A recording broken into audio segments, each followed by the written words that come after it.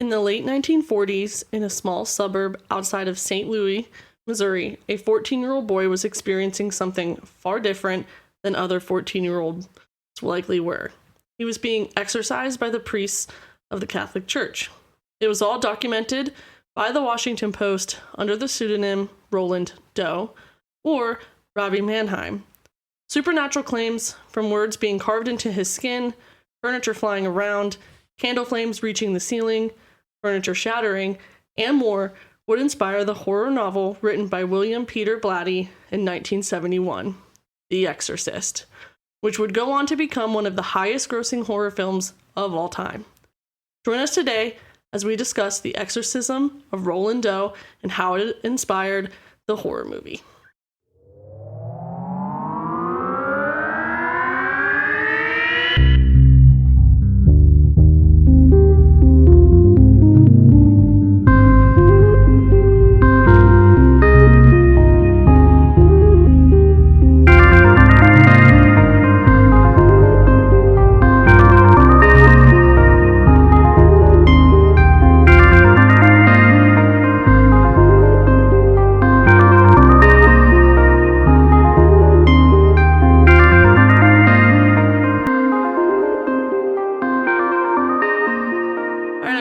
Welcome back to Unknown, Unsolved, Unseen.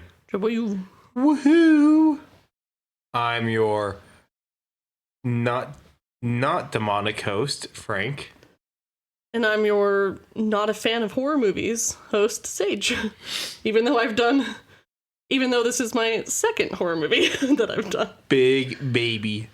I kind of am, although I heard that this one in particular is incredibly Disturbing and horrifying and very scary, so I'm kind of glad I've never seen this one. Big baby. Well, you've never seen it either, so. Wah, wah, big baby. Probably. I never really had a good opportunity to see it. I haven't had it on DVD. I don't know if it streams anywhere. I would assume it streams. You know what? Let's see. Why, are you going to make me watch it today?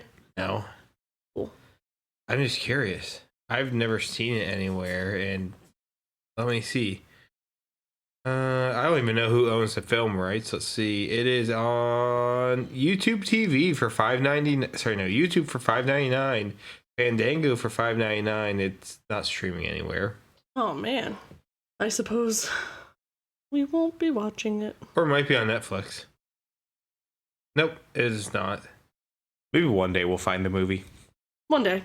That's okay, though. That day can come after I die. I think that movie poster we had, which, if you guys ever get those movie posters, that's like 100 movies to see, make sure you keep it somewhere where it doesn't get too humid, or else you can't unscratch everything on it. Yeah. But I think The Exorcist is on there. That wouldn't surprise me. I mean, this is like a cult classic, so. I wouldn't necessarily call it a cult classic, because I'm pretty sure it was pretty popular then. If it was such a famous one, cult classics typically did not do well at their time. Oh, I didn't know that. Like The Thing and Danny Darko, I think, are two cult classic movies. I don't know what others. I just know The Thing because I like it, and Danny Darko because people will reference it as a cult classic. Oh, okay. Do you have announcements? Just Happy New Year again, everybody. Sorry if last week's episode was a bit too profane for the peeps. Besides that, go check us out on our socials and everything. Go like, comment, review, subscribe on our stuff. Really appreciate all the support. Every little bit helps us in the algorithm. Besides that, I will let Sage get into her episode today. What we talking about? We are talking about the exorcism of Roland Doe, aka Robbie Mannheim. He is that's a pseudonym that he's referred to as by both. So wait, do we know the actual name or no? We do, but not for many decades until we found out. So before we get started with the story, I'm going to just give some trigger warnings. There is a discussion of demons, possession, and exorcisms. There is a lot of harm that's talked about befalling a teenage boy. And there is also brief mentions of vomiting, defecation, and urination. So if you don't like those things, we'll see you next week.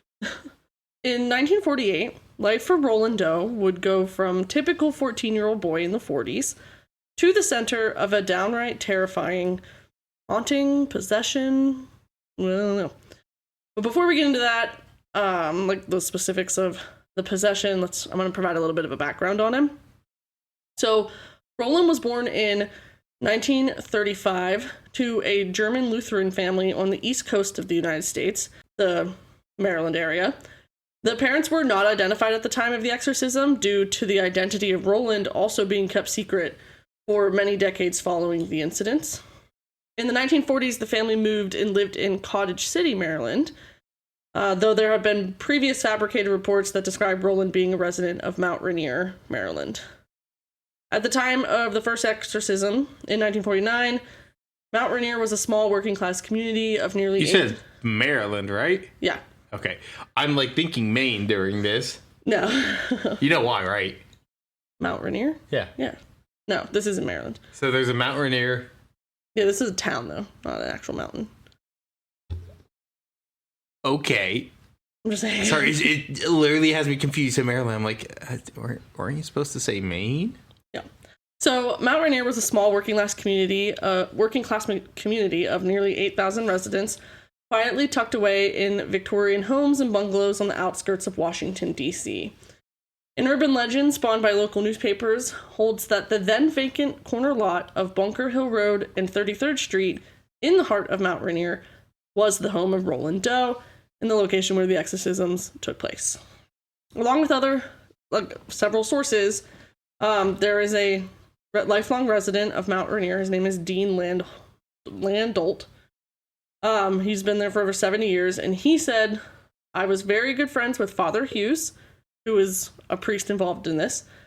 The priest involved in the case, as was my brother Herbert.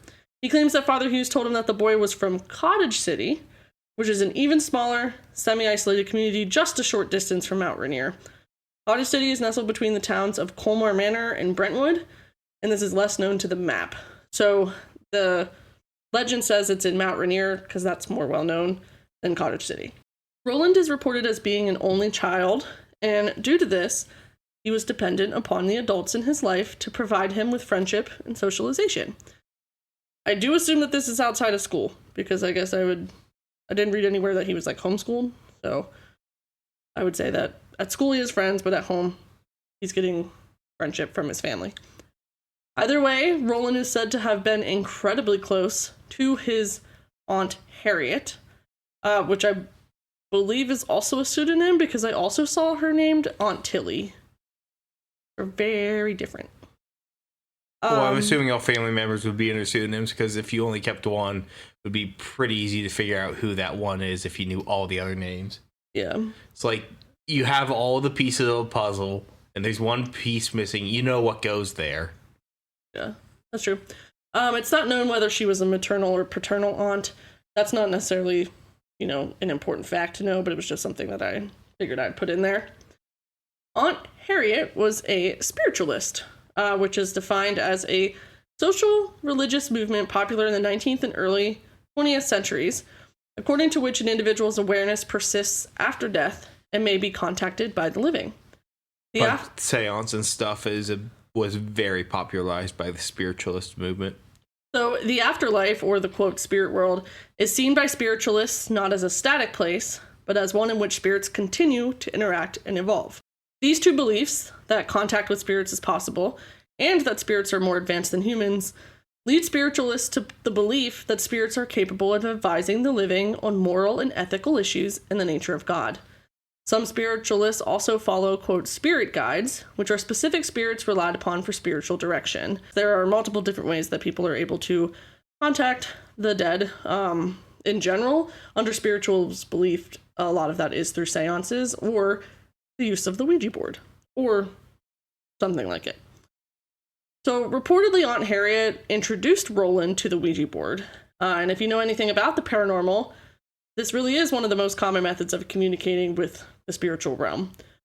For those who don't know what a Ouija board is, it is a flat board marked with the letters of the Latin alphabet, the numbers 0 to 9, the words yes and no, and there is occasionally hello and goodbye. That is not always on a Ouija board. Paint that boy green, put an L on it, and you got the Luigi board. Ha ha ha. It also usually has various symbols and graphics around it as well. It uses a planchette, which is a small heart-shaped piece of wood or plastic, as a movable indicator to spell out messages during a seance. The participants place their fingers on the planchette, which is moved about by the spirits to spell words.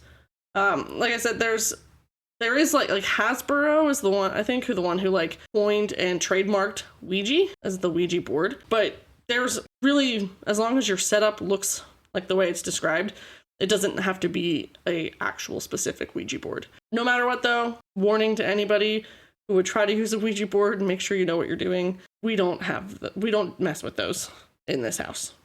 No Luigi's or Ouija boards here, or Waluigi boards. Let's just get straight. All of the Ouija's, all of the G boards. No. Okay.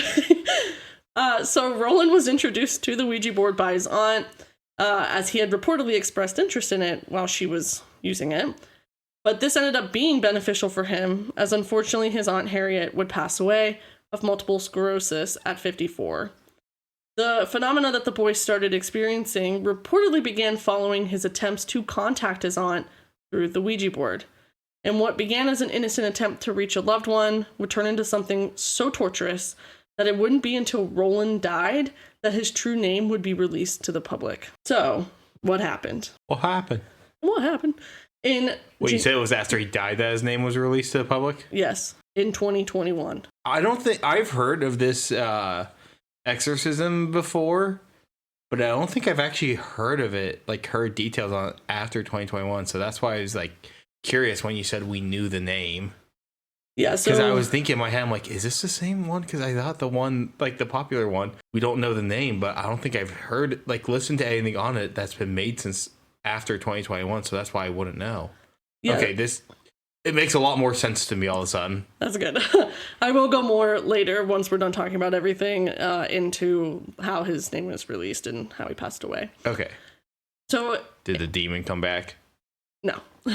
In January of 1949, after Aunt Harriet's death and Roland's attempts to contact her, the family began experiencing strange occurrences, but most importantly, it was Roland who was really experiencing the majority of the events. For a moment, I thought you said it was Roland doing it all. No.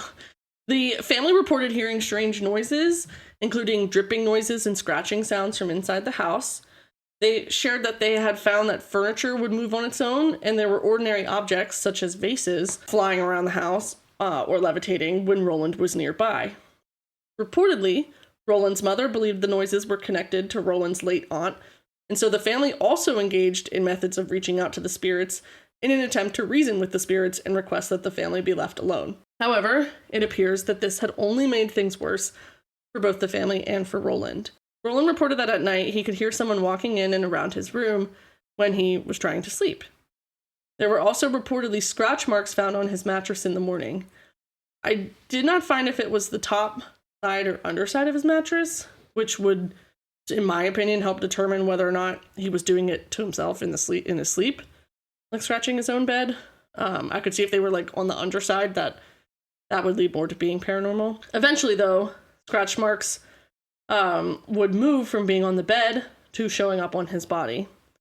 According to some sources, not only would he have scratches and red lines all over his body, but they would appear during trance-like states where he would be making sounds in a guttural, demonic voice. His bed was also said to violently shake as well, and he was also reported as having an aversion to sacred and religious objects, like crosses and paintings of religious figures, and he would physically recoil when he was near them. I also read one source that stated that he became physically violent towards others in the home, and he even defecated on the walls of his bedroom. What? Yeah. Logistically, I don't know how you would do that. Everything else you also mentioned is like, okay, haunting thing, possession thing, supernatural thing. He defecated on his walls. Okay, not what I expected. Yep, only one source said that though, so who knows? Maybe that person just is into some really weird shit and wanted to add in the shit that they were into somehow to the story. That's horrifying. You know what? Let me just blame the person, okay? If only one source put that, was it like an obscure source for you? Yeah, a lot of this does come from like more obscure sources as well as Wikipedia. See, that's just sometimes the tough things with things is Wikipedia is now becoming the most like reliable source I find, because at least they have references on all their shit. Right now, I'm trying to research for some cryptids, and I keep running into AI written websites where it's like half the shit's wrong. And the only reason I know it's wrong is because I'm a fucking nerd in cryptozoology and have been like keep up with this stuff for almost like a decade and a half. So they'll mention things I'm like, no, I've never heard that, and I haven't seen it anywhere from anything I've seen for a while. And you have an AI slop picture, you're probably wrong. Yeah. He also reportedly became withdrawn, irritable, and entered fits of sudden rage. Sounds like my wife. Oh, just kidding.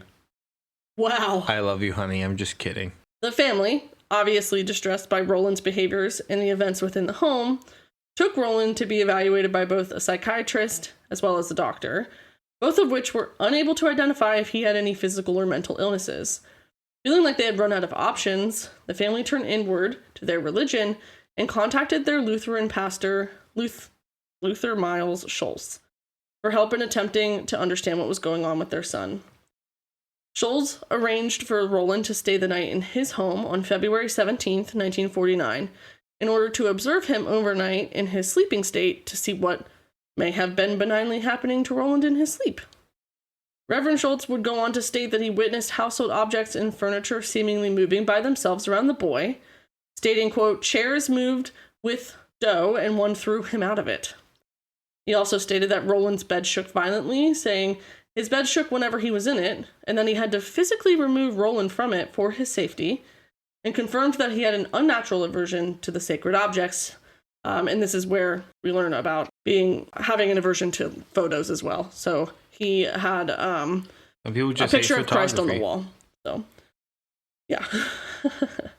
Schultz would go on to contact the parapsychology laboratory at Duke University to share his experiences with Roland, to expand research on the subject. Didn't really look into what came from that, though. So if someone else is interested, you're welcome to do that research yourself. However, though, he was convinced that this phenomenon was beyond his ability. So Schultz recommended that the family consult the Catholic Church and see a Catholic priest. The family allegedly later converted to Catholicism in a last-ditch effort to have Roland baptized in the Catholic faith. However, the attempted baptisms were unsuccessful because Roland responded to the attempts with intense and unbridled rage. The family then took Roland to Georgetown University Hospital in another last-ditch effort to get help from more medical doctors and a psychiatrist. Again, feeling like they had been failed by the medical doctors as there was no successful resolution or decrease in Roland's behaviors, the family moved to a different town in Maryland, hoping that maybe moving houses would make the spirits leave the family and Roland alone. However, that would not be the case, and therefore the family would accept Reverend Schultz's recommendation to seek help from the Catholic Church. I do believe the family were Protestants or Lutheran. Are those the same? Different. Okay, so I read in some places they were Lutheran. I read in some that they were Protestant. But they still called upon Catholic priests to help under the general knowledge and acknowledgement that Catholic priests are needed for the most difficult of possessions, of which this was believed to be. So Catholic priests, like in most of, I guess, of Christianity, like of the umbrella of Christianity, are considered the ones that have the most, like, ability to, like, help with the exorcisms of very, very strong possession. Well, when you look at what's it called? Trying to think of the word.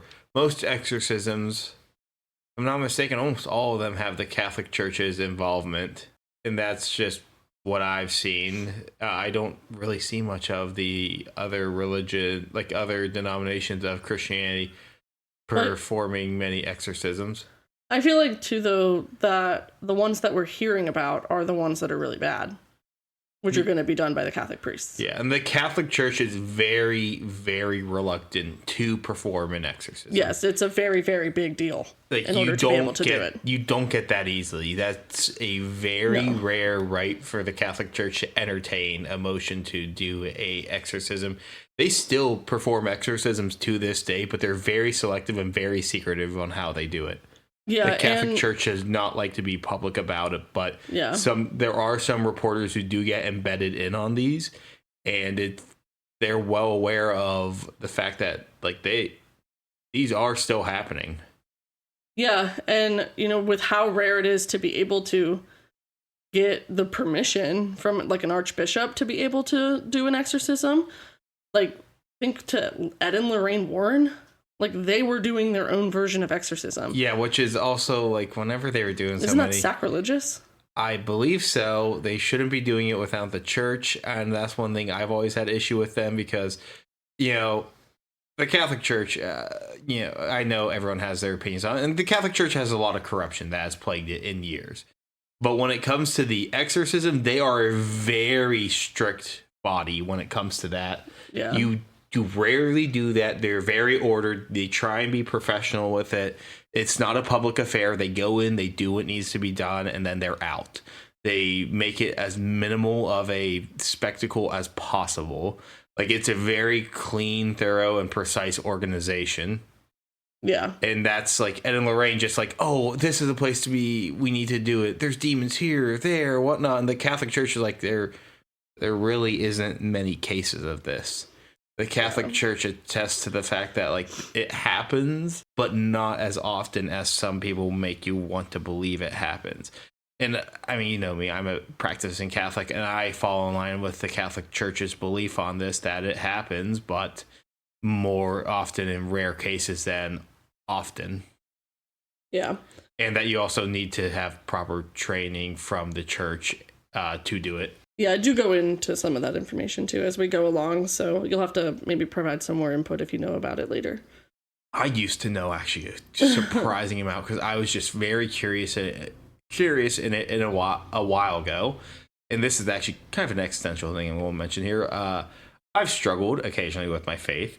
And one thing that has always brought me back is I believe in that exorcisms happen and that the church performs them. And for the church to perform an exorcism, there has to be some power behind it, which helps me in my faith.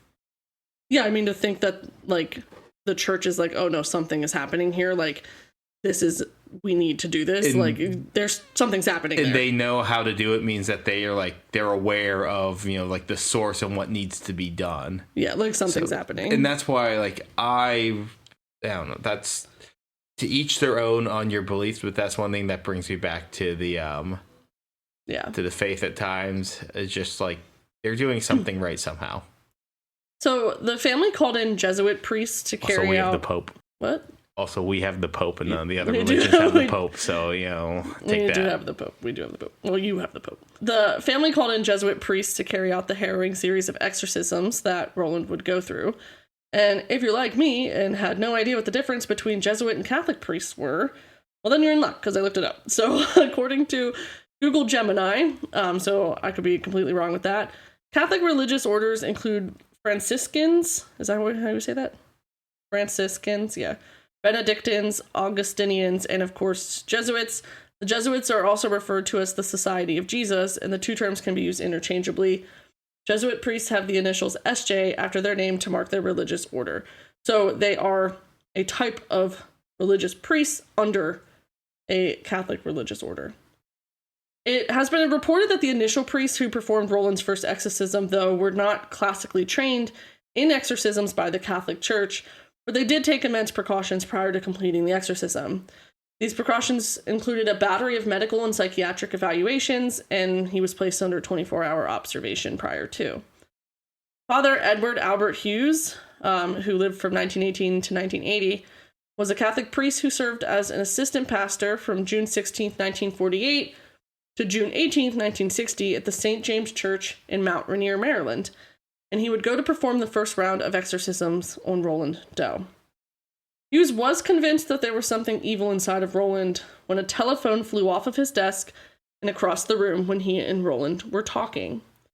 He also claimed that Roland spoke to him in Latin and that the temperature in his office would drop anytime Roland would come in. Prior to doing the exorcism, though, he would need permission from the church.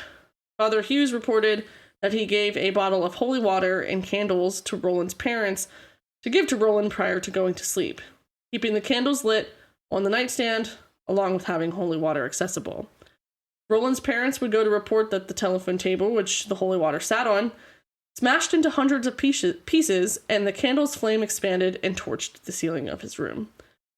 It is believed that these are the reasons that Father Hughes believed he received permission from the church to exorcise Roland.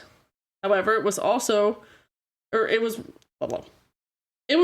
reported by one source that he was able to convince the local archbishop of Roland's condition and got permission to perform the exorcism.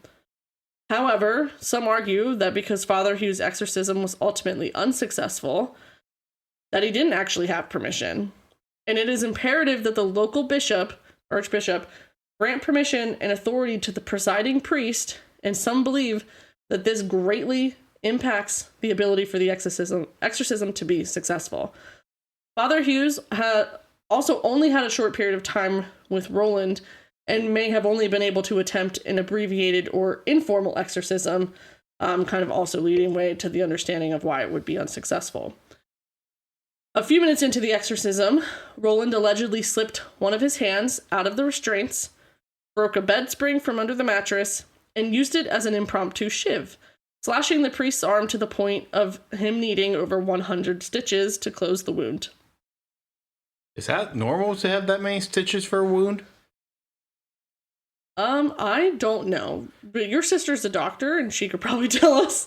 Yeah, we'll have to ask her on that, because it almost sounds like somebody just like That's exaggerated the number. It's a lot of stitches. 100 stitches, it just seems like you'd have almost up the entire arm. I mean, it was the bed spring. It's possible that. But yeah, I mean, like, I don't know. Maybe he went the whole way down the arm? I didn't really see a whole lot on it. Other than that, it was a gaping wound and that it had that many stitches. Understandably, this wound, though, did result in the exorcism being halted. So an already short, because that's what made it so short. He already had a shorter period of time, and then it was even shorter because they had to pause it. And Father Hughes would never go on to make another attempt to exorcise whatever was plaguing Roland, which, if you ask me, completely understandable, as he was cut and needed 100 stitches, reportedly.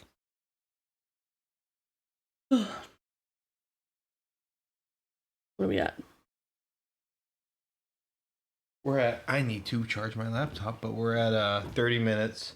Okay, so we probably Can we go like 5 more? go like 40. Okay. After being sent home from the hospital, the behaviors that Roland was exhibiting were still happening, and the scratches continued to show up on Roland's body. The situation became even more harrowing for the family when, after having a screaming fit in the bathroom, Roland was found with the word Louis, L-O-U-I-S, or Louis, carved into his chest via welts and scratches. When Roland's mother asked him if the message meant St. Louis, as in the city, another word popped up in welts spelling out the word yes. Interestingly enough, Roland's mother was a native of St. Louis, Missouri, and still had family that was living there. So the family, still desperate for opportunities to try to stop what was happening to Roland, moved again for a change of scenery, this time, though, traveling to St. Louis to stay with relatives in the inner belt suburb of Belnor. While the family was there, Roland's cousin contacted one of their professors at the Jesuit-affiliated St. Louis University and explained Roland's condition. This cousin spoke with Father Raymond Bishop, who was a clerical professor at the university. And upon hearing of the boy's condition, Father Raymond Bishop spoke with Father William S. Bowdern, a pastor of St. Francis Xavier Church, which is the church that's located on the grounds of the St. Louis University. Also, I do want to make note that throughout my research, the terms father and friar were used interchangeably. According to Google Gemini, a friar is the member of a certain Catholic religious orders, like the Franciscans and the Dominicans, I think, who lives on a communal vowed life serving people in the world, while father is a title of respect for ordained priests or clergy. So a friar who is ordained priest can be called father, but a non-ordained friar is called a brother. The key difference is role. Friars are religious brothers active in the world, whereas father denotes ordination to priesthood, often for diocesan priests, though also for friar priests. I cannot be certain what title these men held, I'm going to go with what I saw the most, which was father, but I will say there was one source that called them friar. But I would assume they have to be ordained priests to get the permission that they did from the Catholic Church to perform these exorcisms. And so that's another reason why I'm going to go with father. I think you're right, though, with like friar being a certain set, like, group. Yeah, it's like a lower order, I guess. I think it's almost like they're all fathers, but some are in like also are in specialized groups. They're still a father, but friar is not a father. Wait, They're called brother because father denotes. You might be right. It's so confusing. I'm not the best with the hierarchy of the church. So a friar who is an ordained priest can be called father, but a non-ordained friar is called brother. So non-ordained friars are a step below fathers. And okay. A friar is just a member of a certain order, where father's the title of respect for ordained priests or clergy. And I'm getting that from Google, so right. I could be could be wrong. Want me to give you the answer I found on r/Catholicism? Yes, give me the Reddit answer. Yeah, it might be right. A monk stays in a monastery and practices ora et labora, meaning prayer and work. A friar goes into the world and does service for others. Depending on the order, they will do different things, but that's the general idea. A priest can be a monk or a friar, although not all friars and monks are priests. I'm assuming you're referencing to diocesan priests. They work in parish doing masses and helping the average Catholic in their spiritual lives. Okay. Someone's trying to figure out what the difference between monk, friar, and priest is. So, yeah. Because friars can be priests. Yeah. Friars and monks can be priests, but not all monks and friars are priests. Just like all frogs are toads, but not all toads are frogs. Or is that how that goes? I don't know. It has something to do with toads and frogs. All toasters toast. But all toast is toasted in toasters. Exactly. Okay. So this ended up. I don't even know where I was going. I should make it. Do you know what all toasters toast is? I feel like I've heard of it, but I don't. It's from an old Mario video game, like a really weird one, where Mario goes into a room and there's all these toasters on, taking a lot of electricity, and he says, "Oh, there's your problem. Too many toasters. All toasters toast." Okay. And then I think he unplugs it and the toast comes out of all the toasters. Oh. It's such a fever dream of a sequence. That sounds really weird. So this ended up with Father William Bowdern and Father Raymond Bishop heading to Roland's relative's home to evaluate him for apparent demonic possession. And in order to have a successful exorcism, again, the priests need permission of the local bishop and the assistance of the priests with authority over the local geographical area, which is also crucial to the exorcism. So that's why William Bowdern got pulled in, because he is the church that's of that local geographical area, or he's the priest for that area. So that too is important in the success of an exorcism. So at the home, both of the priests allegedly observed Roland's bed shaking, flying objects just as the family had reported, and the boy speaking in the guttural demonic voice, and again exhibiting an aversion to anything sacred, so same symptoms as previously described. Father Bowdern was granted permission by the Archbishop of St. Louis to perform an exorcism on Roland.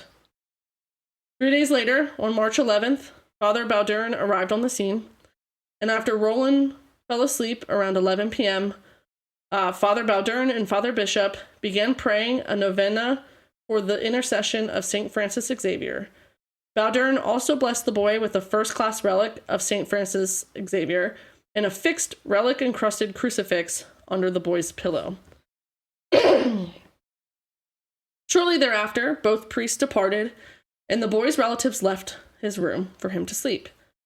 After only a short period of time had passed, though, a loud noise was heard in Roland's room, and so his relatives that were present, there was 5 of them, I believe it was his parents, his aunt, uncle, and then their daughter, rushed back to the boys' bedroom. They discovered that a large bookcase in the room had moved, that a bench had been turned over, and the crucifix had been moved to the edge of the bed, out from underneath his pillow. The shaking of Roland's mattress had also resumed and only came to a halt after the family members yelled, "Aunt Tilly, stop." So again, I don't know if that's Aunt Tilly or if it's Aunt Harriet. They yelled Aunt Tilly, reportedly. The exorcisms would take place at the Alexian Brothers Hospital in South St. Louis, later called the South City Hospital, which did not close its doors until 2023, which I think is pretty interesting, as well as Roland's aunt's house in Normandy, Missouri, and the nearby rectory, likely of the St. Francis Xavier Parish. So I say exorcisms plural because there were more than one. One of the attending priests kept a meticulous diary during the boy's exorcism. Exorcisms, we can assume that this is likely Bishop or one of the other priests that eventually comes in, who I'll talk about here in a second. The diary details many of the supernatural phenomena that occurred during his exorcisms. So during the exorcism rituals, priests reported chilling phenomena. The boy's body convulsed, guttural demonic voices spoke through him, and Latin phrases were uttered despite Roland's lack of training in the language. Words and marks, sometimes resembling the word hell, spite, or images like a pitchfork, appeared scratched into his skin.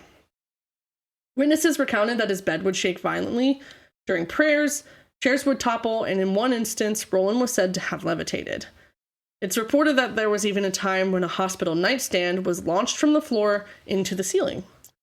His violent reactions to crucifixes, holy water, and prayers only deepened the priest's conviction that he really was under demonic influence. He did also vomit, urinate, and spit during the exorcism as well. So that one source earlier said about the defecation on the walls of the home. In this case, during this exorcism is when the vomit, urination, and spit during the vomit happened. Definitely shows up in the movie, to my knowledge. Yeah, I didn't do a trigger warning. Whatever. I do it now and then cut it out and put it at the front. Yeah, probably do a trigger warning that we can cut out and put at the front. That trigger warning talk for like demonic activity. Yeah.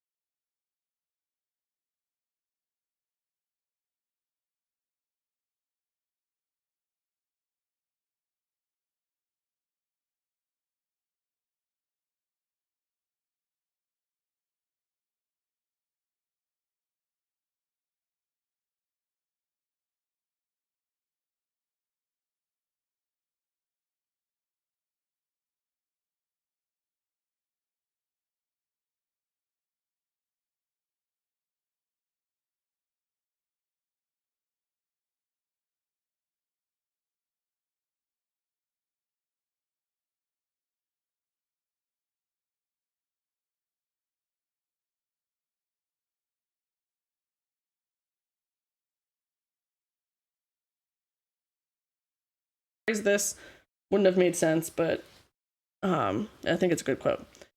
So, quote, when a natural cure wasn't found for his affliction and the bizarre symptoms threatened to rage completely out of control, it was decided to pursue a more drastic course of action. A Jesuit priest in his 50s was assigned to the case, and over the next several weeks, he performed more than 20 exorcisms on the boy. In all but the last of these, the boy broke into a violent tantrum of screaming, cursing, and voicing of Latin phrases, a language he had never studied. It was the last of the exorcisms, after 2 nerve-jangling months, that finally did the trick. Following its completion, the strange symptoms disappeared entirely, and the boy was restored to full health. So that is, for any of you who may have been worried, the end result is that it works. So that's like the end of all of the exorcisms? Yes, but I'm going to go into detail about them. Okay. So I gave that brief ending in case anyone was concerned, because it's a 14-year-old teenage boy. I'm just curious, like, is it all over now, or did you have more to go on about? Nope, Because I'm like, there's no way you're done this early. No, I have a lot more to go. But again, just figured I would put that in there so people didn't have to worry. Unless they already know about the case, but... So I just want to interrupt everybody and say that we had a technical difficulty. We had 40 more minutes recorded after this, and for some reason, OBS just decided to not pick up any of the audio, and we didn't realize till the end that there was no audio being picked up. So we had to redo those 40 minutes. So sorry if I'm not as good as with what I say to Sage, or she's not as good. I'm doing this now for a second time, so I'm going to have to pay attention again. Yeah. And no offense to you, but it's just, I've heard this all. I know everything you're going to say. So, I guess I'll just repeat the quote from the diary. Yeah, so let's talk about the last of the exorcisms. I believe that's where we got cut off. The exorcisms stretched over about 2 months, like 8 weeks. So it's about mid-April. It's April 18th is the last exorcism. They began about the end of February, beginning of March. So there was only a few moments of reprieve, followed by sudden relapses in behavior. And it is unknown the precise number of exorcisms that Roland experienced, but it is estimated that it's somewhere between 20 to 30 times until that final confrontation at the Alexian Brothers Hospital in St. Louis. At this exorcism, on April 18, 1949, additional priests joined the exorcism in support of Father Bishop and Father Bowdern. These were Walter Halloran, who was asked to assist Bowdern after being called to the psychiatric wing of the hospital, and William Van Roo, who was also there to assist. Halloran stated that during this final exorcism, words such as evil and hell, along with other various marks, appeared on the teenager's body again, and allegedly during the Litany of the Saints portion of the exorcism ritual, the boy's mattress began to shake. Moreover, during one of his fits, Roland broke Halloran's nose by punching him during the process. I forget what I said here. You just said wow. Oh, wow, okay. Sorry. I'm just like trying to remember. I'm like, I've heard this all before. Did I say something at this point or not? Oh my god, that's just aggravating. The priest laid holy relics and crucifixes upon Ronald. Not Ronald. The priest laid holy relics and crucifixes. Holy relics? The priest laid holy relics and crucifixes upon Roland, including successfully forcing Roland to wear a chain of holy metals and to hold a crucifix in his hands, shouting at Satan and telling the demon that St. Michael would battle him for the boy's soul. Reportedly, Roland's demeanor visibly softened, and he calmly asked questions about the meanings of certain Latin prayers. Bowdern continued the ritual and demanded to know the name of the demon that was possessing Roland and when he would leave the boy. Roland reportedly erupted into a tantrum, but nevertheless admitted that he was one of the fallen angels in that demonic guttural voice. I don't know which fallen angel, though. It was. Do you know the fallen angels? No, I don't recall which ones. Okay. I think that's last time I couldn't remember who, like any of them. Yeah. Bowdern continued to lead this exorcism until about 11 p.m., where Roland interrupted the priest with a new voice coming from him. The voice announced himself as St. Michael, who roared through Roland the following command. Satan, Satan, I am St. Michael. I command you, Satan, and the other evil spirits to leave this body. In the name of Dominus, immediately. Now, now, now. After this particularly violent episode, Roland suddenly appeared calm. and woke up from a trance-like state, stating, "He's gone." Roland went on to claim that he had seen a vision of St. Michael, the archangel. You're making that mistake. Jen couldn't correct you last time. It's Archangel. Yes, it's archangel, but that was really funny. And I know. That's not in there. I know. It's not as authentic or organic anymore. Sorry, everybody. Yeah, sorry if we sound pretty bad on the rest of this.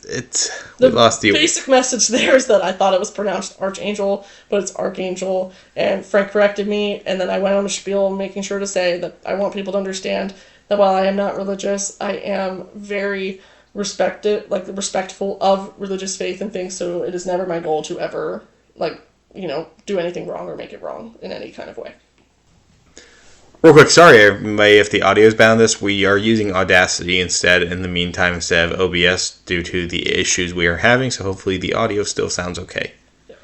Roland went on to claim that he had seen a vision of St. Michael, the archangel, who came to cast out the demons that were tormenting him by holding a flaming sword. And as I would have asked Frank earlier, yes, he did have a flaming sword. And alas, it appeared that Roland Doe was free from the demon possessing his soul. And just 12 days after that last exorcism, Roland and his family packed their belongings and moved back to Maryland. By all accounts, Roland went on to live a very normal, quiet life. Some sources report that he grew up with no recollection of the possessions and exorcisms. And in 2021, the identity of Roland Doe was revealed, but it was unfortunately after his passing in 2020, just a month before his 86th birthday. Ronald Edwin Hunkler, or Ronald Mannheim, Robbie Mannheim. The name Hunkler. Is he a hunk? Maybe. Which is another pseudonym. Passed away after suffering a stroke at his home in Marriottsville, Maryland. Hunkler would grow up and become a NASA engineer who patented a special technology to make space shuttle panels resistant to extreme heat. So you're telling me the guy who got possessed was at NASA and his coworkers had no idea they were with the guy who inspired the exorcism one day? Yep, no idea. And was the focal point of the Exorcist book? No idea. Because his identity was kept secret other than from his family and his companion, as sources called her. But I'll get to her. So not a wife? No, I'll get to her in a second though. So he made a special technology to make space shuttle panels resistant to extreme heat, which actually helped the Apollo missions of the 1960s, which led to astronauts being able to walk on the moon in 1969. You mean the fake moon landings that we talked about a while ago? What episode is that? I think that's 41 or 40. It might be 45.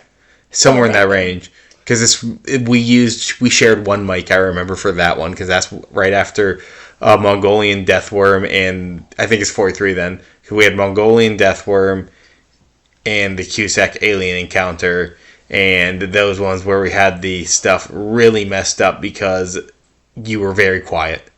Oh, technical difficulties, how we come back around in a circle.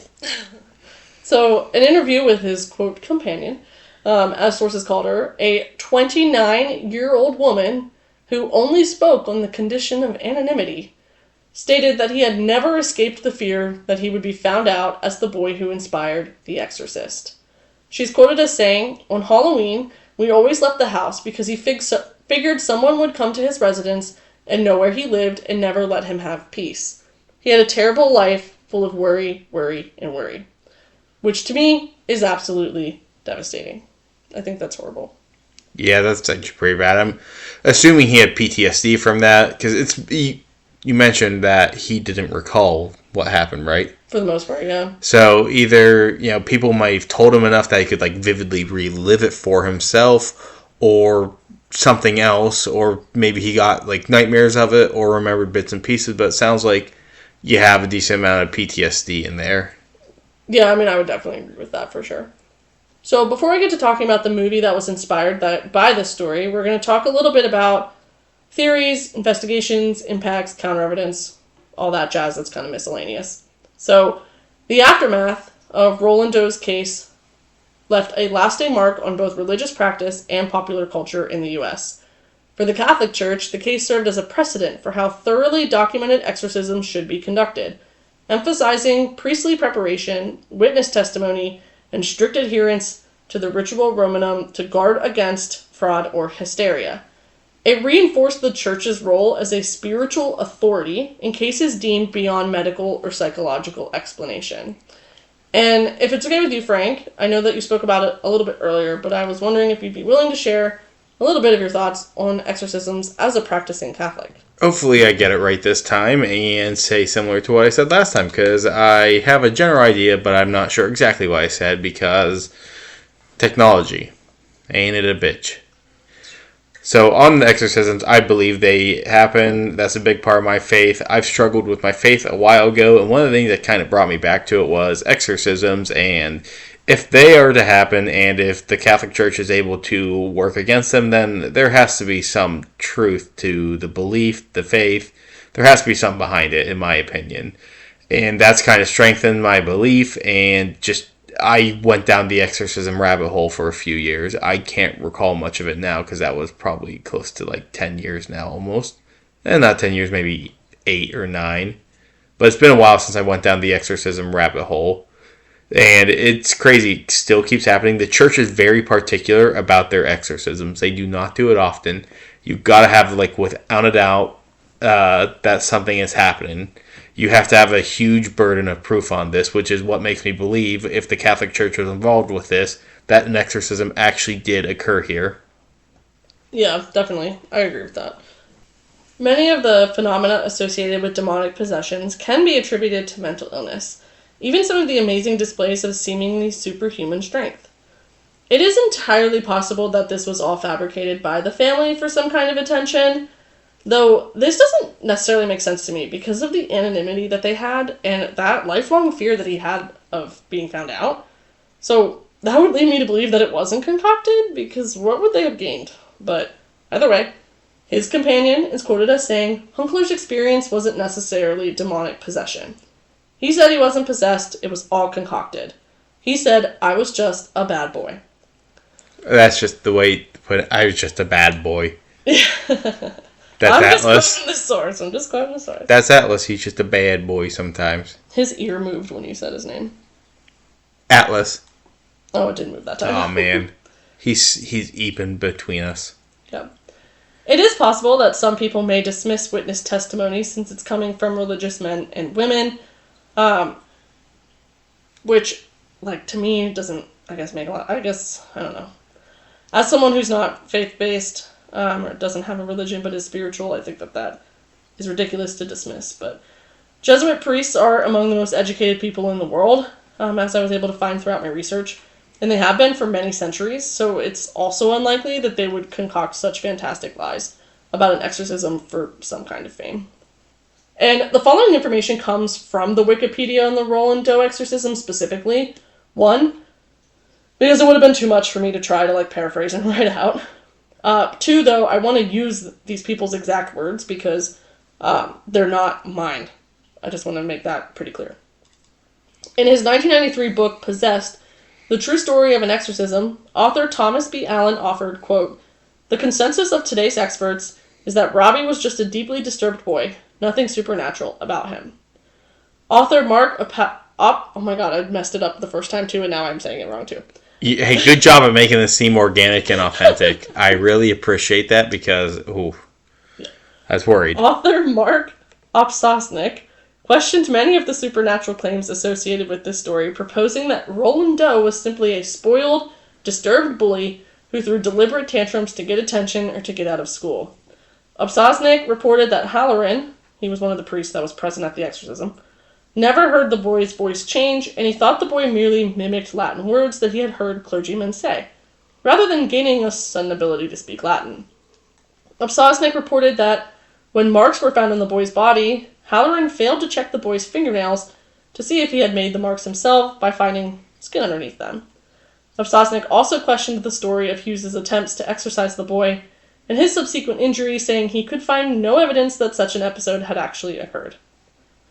During his investigation, Opsosnik discovered that the exorcism did not take place at 3210 Bunker Hill Road in Mount Rainier, Maryland, that the boy had never lived in Mount Rainier, although I had read that at some point he did because the family moved, But it's possible he lived in Mount Rainier and then moved to Cottage City and spent his childhood there, or his teenage years there until they went to St. Louis. The boy's home was in Cottage City, Maryland. Much of the commonly accepted information about this story is reportedly based on hearsay, as it's only documented within a diary, not documented elsewhere, and was never fact-checked. There is no evidence that Father E. Albert Hughes visited the boy's home, had him admitted to Georgetown Hospital, requested that the boy be restrained at the hospital, attempted an exorcism of the boy at the Georgetown Hospital, or was injured by the boy during an exorcism or at any other time. There is ample evidence refuting claims that Father Hughes suffered an emotional breakdown and disappeared from the Cottage City community. I didn't read that anywhere else other than through here.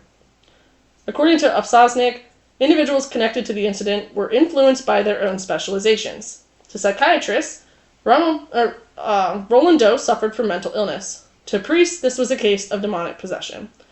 To writers and film and video producers, this was a great story to exploit for profit. Those involved saw what they were trained to see. Each purported to look at the facts, but just the opposite was true. In actuality, they manipulated the facts and emphasized information that fit their own agendas. Upsosnik wrote that after he located and spoke with neighbors and childhood friends of the boy, most of whom he only referenced by initials, he concluded that, quote, the boy had been a very clever trickster who had pulled pranks to frighten his mother and to fool children in the neighborhood. And to Upsosnik, I say, screw you, because that's a incredibly dismissive and minimizing way of, reporting that the Catholic faith would do something like this just simply for attention, or because priests believe that demons exist, that they would just assume that something is demonic possession.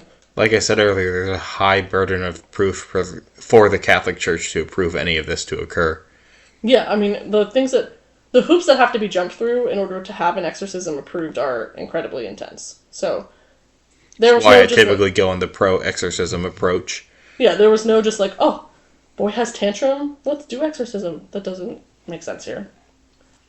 That would not make sense, and that's doing a disservice to the faith to even put that on the radar. Skeptic Joe Nickel wrote that there was, quote, simply no credible evidence to suggest that the boy was possessed by demons or evil spirits, and maintains that the symptoms of possession can be, quote, childishly simple to fake. Nickel dismissed suggestions that supernatural forces made scratches or markings or caused words to appear on the teenager's body in unreachable places, saying, quote, a determined youth, probably even without a wall mirror, could easily have managed such a feat, if it actually occurred. Although the scratch messages proliferated, they never again appeared on difficult-to-reach portions of the boy's anatomy. On one occasion, the boy was reportedly seen scratching the words hell and Christ on his chest by using his own fingernails. Now, to me, for starters, yes, a kid could do that, and if he was seen doing that, it's probably also possible. But also, I don't know, I just think that how reaching hard to reach places is actually kind of difficult. It wouldn't make sense to me to just think that. I don't know. Anyway, that's just, I don't know, but my thoughts. According to Nickel as well, quote, nothing that was reliably reported in the case was beyond the abilities of a teenager to produce. The tantrums, trances, moved furniture, hurled objects, automatic writing, superficial scratches, and other phenomena were just the kinds of things someone of Roland's age could accomplish, just as others have done before and since. Indeed, the elements of poltergeist phenomena, spirit communication, and demonic possession, taken both separately and especially together, as one progressed to the other, suggest nothing so much as role-playing involving trickery. Nickel also dismissed stories of the boy's prodigious strength, saying he showed, quote, nothing more than what could be summoned by an agitated teenager, and criticized popular accounts of the exorcism for what he termed a, quote, stereotypical storybook portrayal of the devil. And to you, Mr. Nickel, I also say, screw you, because, again, you're just minimizing. Fuck you, was it Mr. Fancy Pants, Rich McGee, fuck you. Oh, Mr. Fancy Pants, Rich McGee over here, fuck you. So, yeah, no, I can't stand that stuff. Even as someone who's just not religious, I hold a lot of spiritualism and my own, faith-based values and things of my own kind, and to think that people are just minimizing this shit down to this kid's just a bad kid, and to think that the church would just fall for that in terms of it, like, believing it's demonic possession just simply because this kid's acting the way that he is ridiculous to assume that kind of thing. Again, it goes back to the burden of proof. How much has to go into being approved by the is it Archbishop or Archbishop? Archbishop. Okay, so maybe that's why I pronounce it Archangel. To have the bishop approve for an exorcist to even happen in the first place. But, anyway. So, now for additional cultural impact. The diary written by the observing priests Halloran and Baldurn was obtained by William Peter Blatty while he was researching for The Exorcist. Also, I just googled it. It is Archbishop and it is Archangel. That's stupid. I take back what is... No, I'm just kidding. It served as a major inspiration for the novel of the same name, The Exorcist, as well as Blatty's own conversations with Father Baldurn, as he was able to interview him. And if you're at all familiar with one of horror's most successful horror movies and novels, then you have likely picked up on details throughout this story that were similar. The book was released in 1971, so about 22 years or so following the actual exorcism, and the book stayed on the bestseller list for 54 weeks, which is just incredible. 2 weeks over a year for all you math people out there. Thank you. And then it was adapted into the horror film that was released in 1973. To this day, it's one of only a small number of horror films nominated for a Best Picture Academy Award, which is one of 10 total Oscar nominations that the movie received.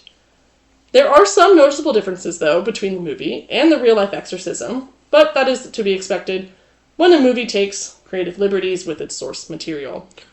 What movie doesn't take creative liberties all the time? Yeah. So, for starters, the book and movie incorporated the demon Pazuzu, which I did also look up just because I was curious and I wanted to be sure in the research that I was providing other people. So Pazuzu in ancient Assyrian and Babylonian religions was the king of wind demons, who was a dichotomous evil entity who simultaneously brought famine and destruction, but also warded off other demons. The author also turned the teenage Roland into a preteen 12-year-old girl named Regan, so at least they kept with the R theme. The movie's story also takes place entirely in Washington, D.C. in the Georgetown area, which is somewhat true to life since Ronald was hospitalized for a week in Georgetown in late February of 1949. But again, it was Condage City, St. Louis, that it took place in, not Washington, D.C. Although the scratches, shouting, spitting, and cursing in the movie mimicked what Ronald had experienced, the boy's head never turned 360 degrees like Regan's did in the film. Similarly, Ronald never vomited green matter during his many tantrums, nor did he use a bloody crucifix to masturbate.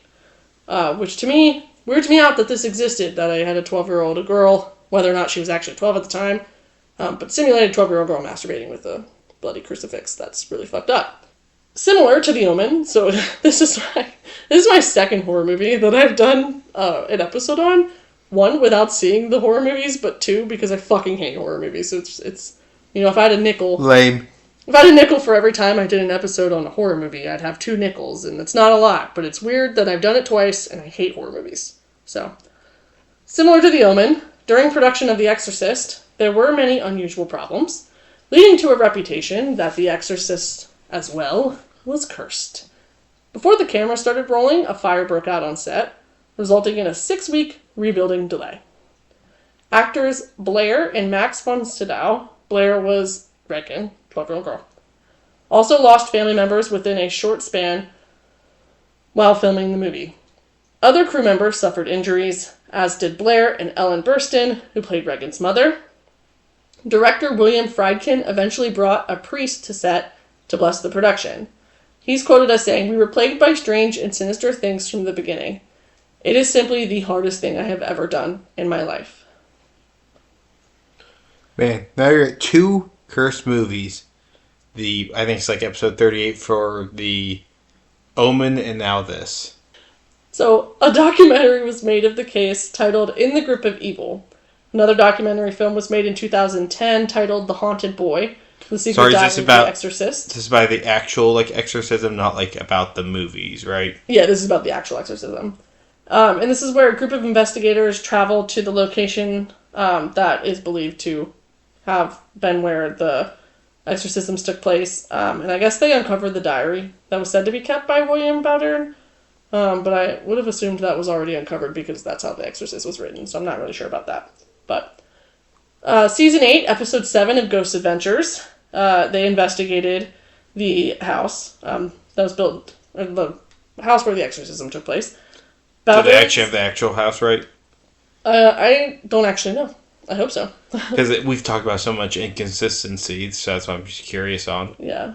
Bowdern's... I'm assuming Zach Baggins got attacked. Probably. He gets attacked everywhere. Probably. I really didn't research much into it because all of his stuff. He'd be attacked at a McDonald's. Probably. Bowdern's actual great niece refused to ever set foot back in the house due to the demonic force that was still in there. I'm going to assume because that's written there that she was a part of that episode somehow. And in Criminal Minds Season 4, Episode 17, Demonology, during an odd investigation into a few crimes, Agent Rossi mentions Robbie, who in this case is pseudonym of Roland, and the exorcisms to Agent Prentice, which I think is pretty interesting, as like an possible explanation for the crimes that were happening. So, not only did Roland's story of his exorcism inspire the hit horror movie, but it also reshaped modern perceptions of possession and exorcisms worldwide. In academic and medical circles, Roland's story fueled debates about the blurred line between spiritual affliction and mental illness, prompting psychologists and theologians to study the intersection of belief, trauma, and the unexplained and paranormal. You see that, right? Yeah. In many ways, this case set the stage for how possession and exorcism would be approached, dramatized, and scrutinized in the decades to follow, as evidenced by additional exorcism movies, because I'm pretty sure they're literally still coming out with them. Didn't a new one just come out last year?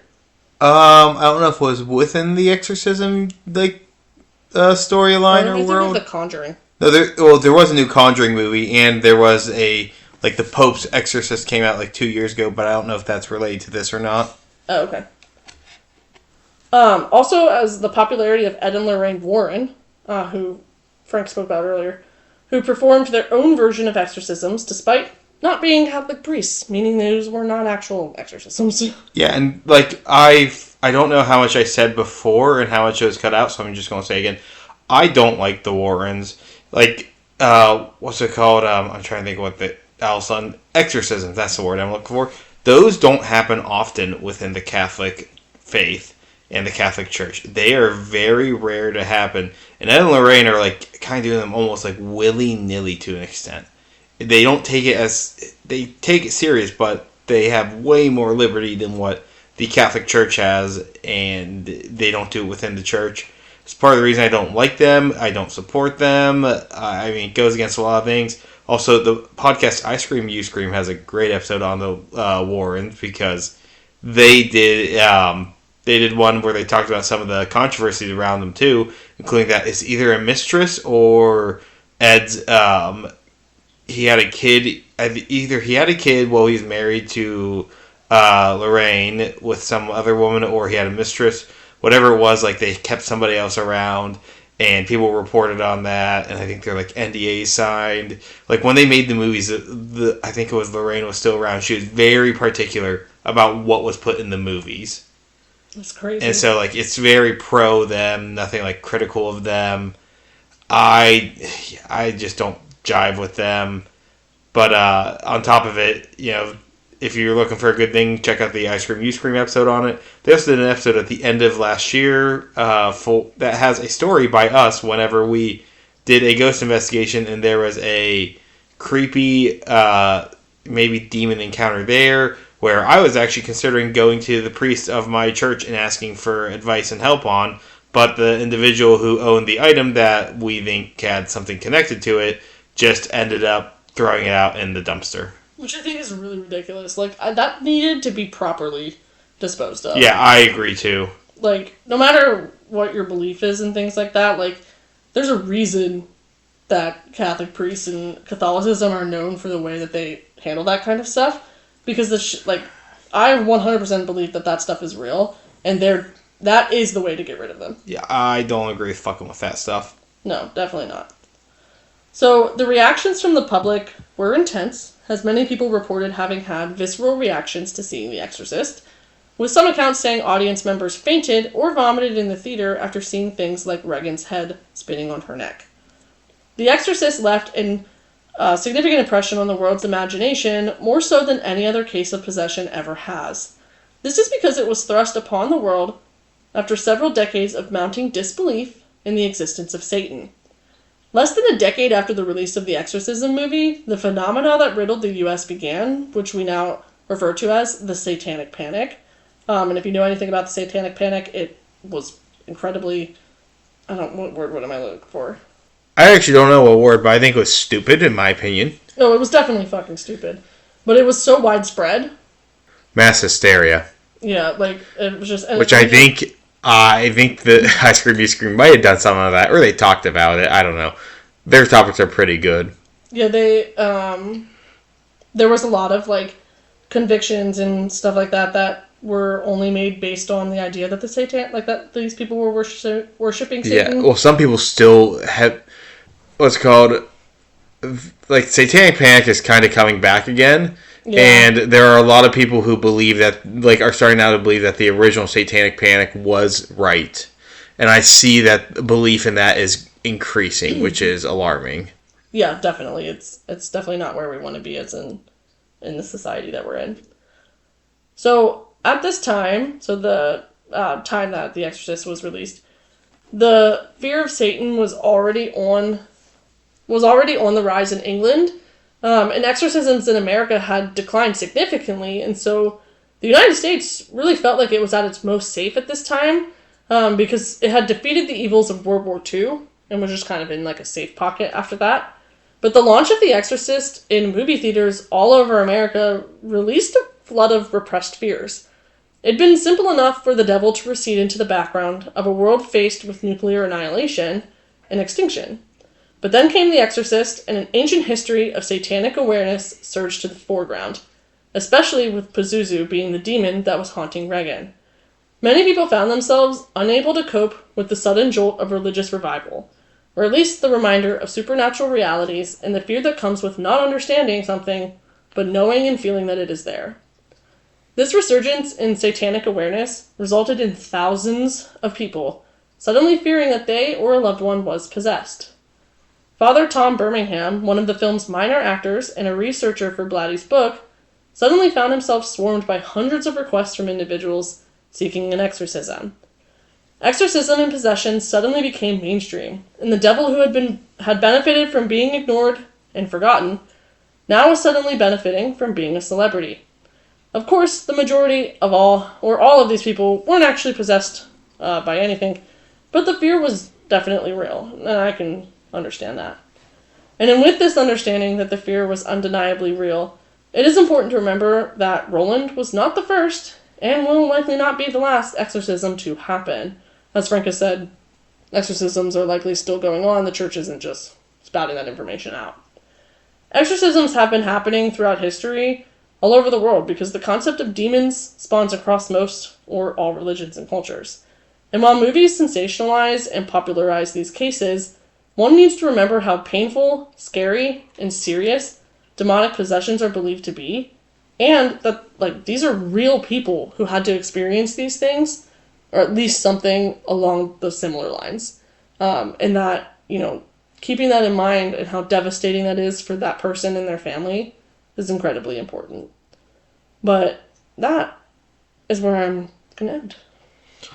All right. I don't think I really have anything else to say. And, you believe in this. I believe in it too. I thought this was very well done. Thank you. I'm happy you went with this one. I didn't know if you'd want to do it, especially with like the how religious this one gets. Whenever you gave me the list of ones you wanted to do, because I knew you were doing this because I helped you decide. You had some really good topics in the running, including the Enfield Poltergeist, which a lot of people do around the fall time, like every year. Yeah, maybe I'll wait. You always see a new wave of Enfield Poltergeist. Maybe when we do it, we can double up the Enfield and do the Enfield Poltergeist followed by the Enfield Monster right after, which is a cryptid case. Oh, that might be interesting. The Enfield Monster is in Enfield, Illinois. Enfield Poltergeist is in Enfield, United Kingdom. Oh, okay. I thought they would... Both Enfield, though. That's true. It's an Enfield phenomenon. But, no, yeah, I mean, this is definitely, not an easy case. And it wasn't an easy case to research. It was, I had a lot of sources that, like, they're not, like, mainstream sources, so it took a lot of, like, research and kind of seeing what was the most available and, like, the most common thing that was spread across the sources for me to pick out. Oh, I know So it took a while. exactly what you mean. I see so many AI crap now when I look at cryptid and UFO things, and it's like I've followed the stuff for so long that I know what it should be because I was following a lot of this before AI, and now I see AI slopaganda, as I like to call it, just being spewed out on this shit. Yeah, it was a lot, so it was definitely a lot to put together, but I mean, and I know I've said it before, I'm going to reiterate because I don't remember how much of my speech from the last time had made it in. I don't think it made it into anything, but I want it to be very clear that, like, yes, I'm not religious. I don't practice, I don't subscribe to a faith based in a church or anything like that. I do hold a lot of spiritual values. But, like, Frank and I are married in the Catholic Church because not only was it incredibly important to him, but I do believe that there's a significance to religion and the reason that it exists. It's just not something that right now in my life I'm involved in for, personal reasons I don't need to go into on here. Yeah. But I have the utmost respect for religion, and especially Catholicism, just from all that Frank's been able to teach me about it and what I've been able to see. It just sucks that the organization of the Catholic Church has some serious issues when it comes to stuff like yeah, certainly. the corruption that's been in. At least the current pope and the last pope have been more friendly to reform, but there's a lot of old guard there who still want to defend what happened there and don't want to address it. Yeah, and so it's important to me that doing a case like this, like, I do it justice. I explain everything about it.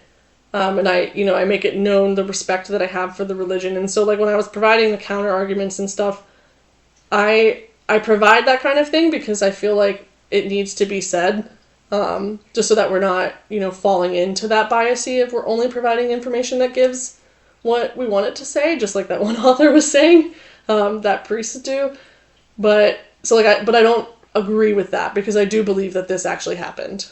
I do believe that this one was real. All right. I don't think I have anything else to say. Do you? I want to put it out there that, even if you're not someone of a faith, or if you are, whatever you need to do to keep your peace, make you feel safe, expel any kind of negative energy or anything like that, please do so. I don't take it lightly that this case deals with something that, is or could be demonic, and also the discussion of Pazuzu, the demon from the movie. So, I don't know, if you need to pray, if you have a certain prayer or ritual, sage your house. I don't know, tell yourself that they're not welcome. Sage our house every day. Yeah, because I'm in it. It's not welcome in your life. It's not welcome in your home. It's not welcome in our life. It's not welcome in our home. Whatever you need to do to keep your peace, please do that. Take care of yourselves. That's what I could want for you. All right. You ready for me to wrap this up for us? I am.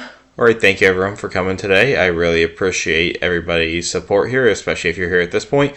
If you like what you're listening to, go check us out on our Instagram, our Blue Sky, and our TikTok. All of those are being used more except for the Blue Sky. If you want to reach out to us, feel free to DM us on Instagram. I do need to start adding the, email to here. But if you like what you're listening to, rate, comment, review, subscribe, like, whatever you're on. Every little bit helps and helps us boost in the algorithm. So thank you everyone for being here and coming checking us out. Thanks for putting up with our technical difficulties. Yeah, sorry if Sorry. Yeah, sorry if the second half quality is not as good. We used a different software to make sure we didn't run into the issue. So with that being said, are you ready, Sage? I am. And remember To look for the unknown, the unsolved, and the unseen. Thanks for listening. Bye, guys. Do what you need to do to keep your peace and be safe. Yep, stay safe.